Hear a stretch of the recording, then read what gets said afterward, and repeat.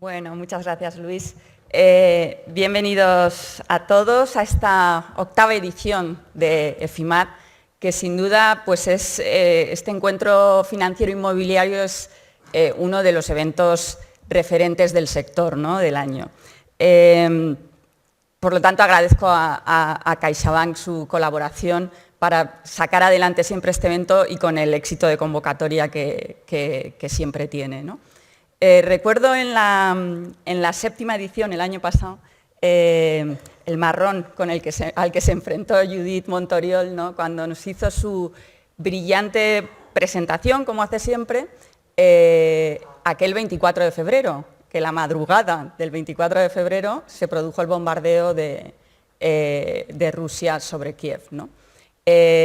Bueno, pues Judith hizo una exposición. Claro, no había tenido en cuenta esa variable y todo estaba condicionado a no sabemos qué va a pasar teniendo en cuenta que se ha producido esta madrugada semejante shock geopolítico, ¿no? Y la realidad es que, echando la vista atrás, ¿no?, en este año, hay que tener en cuenta pues, que nos hemos enfrentado a una situación macro muy complicada y que además yo creo que se ha dado el peor de los escenarios, ¿no?, porque en su momento, ese 24 de febrero, hace un año, se hablaba que bueno, había sucedido lo peor, pero que nos enfrentaríamos probablemente a una guerra corta, a una invasión corta, y que esto se iba a acabar enseguida, ¿no? Y la realidad es que un año después, pues aquí seguimos y, insisto, en el peor de los escenarios macro, ¿no? Nos hemos tenido que enfrentar a las roturas de stock, a incrementos de coste de las materias primas, a incremento de costes energéticos y, sin embargo, echando la vista atrás, el análisis del año es que, una vez más, el sector ha dado muestras, ¿no?, de su capacidad de resiliencia y de adaptación y de bandear las situaciones macro adversas, y no se ha producido el descalabro, ¿no?, de paralización de obras que en su momento augurábamos, ni tampoco la detracción de la inversión en el inicio de nuevos proyectos. Es decir, que nos encontramos en una situación bastante positiva para lo adversa que es la situación macro, ¿no? EFIMAD es el evento, yo creo, es la punta del iceberg, ¿no?, el evento más visible, pero quiero dejar constancia que hay una continua colaboración entre el sector, ¿no?, entre Asprima y CaixaBank y el sector financiero en general.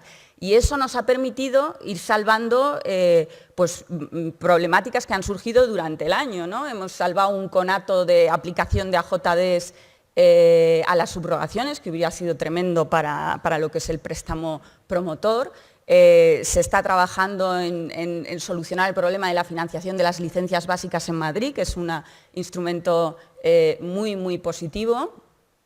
Y se ha implementado perfectamente y con muchísimo éxito la figura del Help to Buy, ¿no?, del aval a los jóvenes para suplir esa carencia de ahorro para la compra. También se ha implementado perfectamente bien las subrogaciones con la nueva figura de la declaración responsable por la modificación de la ley del suelo en la Comunidad de Madrid. Es decir, que esa colaboración va dando sus frutos, ¿no?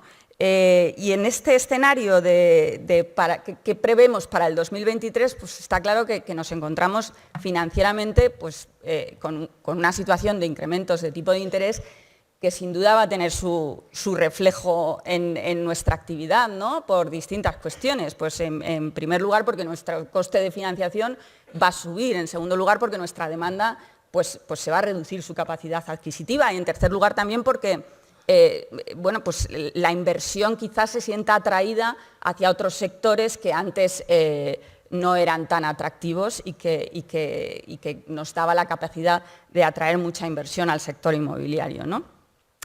Entonces, en esa situación, la verdad es que lo que invita es a la prudencia, pero no tenemos que perder el foco del gran desequilibrio que se da en nuestro sector, ¿no? El desequilibrio entre la oferta y la demanda. Hay una gran escasez de oferta, especialmente de vivienda de obra nueva, y una gran cantidad, una gran demanda desatendida, ¿no? Entonces, en realidad, lo que tenemos que intentar como sector es incrementar nuestra producción para salvar ese desequilibrio, ¿no? Y para ello, pues en esta situación desfavorable macro, tendremos que centrarnos mucho en ganar en productividad. Y en ese intento de ganancia de productividad o en ese objetivo de ganancia de productividad, las entidades financieras tienen que ir muy de nuestra mano. Pero yo diría que quien más tiene que incidir en esta ganancia de productividad es sin duda la Administración, porque si balanceamos los sobrecostes que se producen en la producción de vivienda, realmente cierto es que todos estos sobrecostes macro inciden, pero un altísimo porcentaje del sobrecoste deviene de algo que es la Administración, la ineficiencia de la Administración y el intervencionismo normativo y legislativo, ¿no? Ese urbanismo encorsetado. Y eso está mucho más en nuestras manos, aunque a veces no lo parezca, que la situación macro. Entonces, aquí yo sí que querría poner en valor que en la Comunidad de Madrid, en estos últimos años, yo creo que se ha iniciado la senda de ese cambio normativo, hacia ese cambio de paradigma, hacia un urbanismo más posibilista, hacia una desburocratización del sector, ¿no? Y tenemos como ejemplo pues, la modificación de la ley del suelo que propició las declaraciones responsables sustituyendo las LPOs, ¿no? Acortando en 3-4 meses el periodo de entrega de las viviendas, la ley ómnibus que entró en vigor a finales del año pasado y que tiene muchísimas bondades, en el Ayuntamiento de Madrid la ordenanza de licencias que ha permitido esa licencia básica a la que hacía mención al principio y la colaboración público-privada a través de entidades colaboradoras urbanísticas. Las normas urbanísticas del Ayuntamiento de Madrid, que no pierdo la esperanza en que políticamente se acabe llegando a un acuerdo y se acaben aprobando provisionalmente y definitivamente en esta legislatura. Entonces, esto ha marcado el camino hacia ese necesario cambio de paradigma, ¿no? Y por último, pero no menos importante, quería hacer mención a la necesidad de incremento de producción de vivienda asequible, dentro de este incremento de producción de vivienda que buscamos. Tenemos que ser capaces de producir esta vivienda asequible y en este sentido hemos llevado a cabo un mínimo de producción que, bajando los datos al terreno, llegamos a la conclusión de que en la Comunidad de Madrid, bajo el plan de vivienda de la Comunidad de Madrid, en estos últimos 4 años, hemos sido capaces de promover, construir y poner a disposición de las familias madrileñas 17.000 viviendas a precio asequible. Y eso sin necesidad de una ley de vivienda que tope los precios de alquiler o tope los precios de venta. Con el propio plan de vivienda se han puesto en el mercado todas esas viviendas con una renta limitada y con un precio de venta limitado.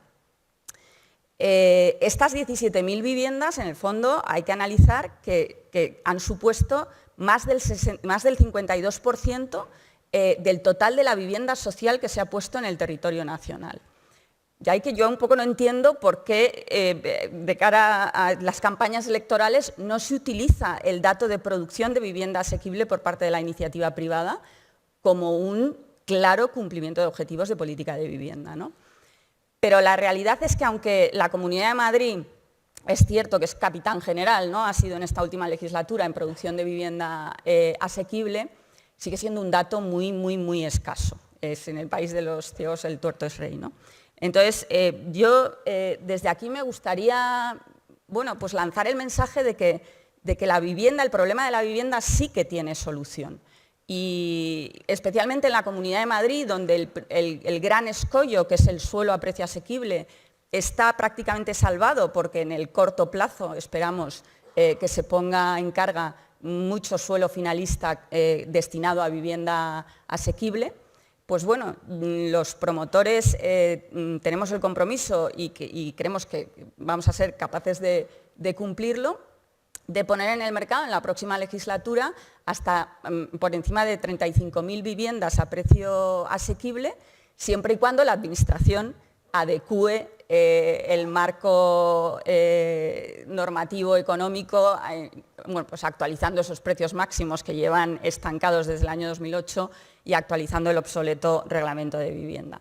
Así que, bueno, pues sé que son retos ambiciosos, ¿no?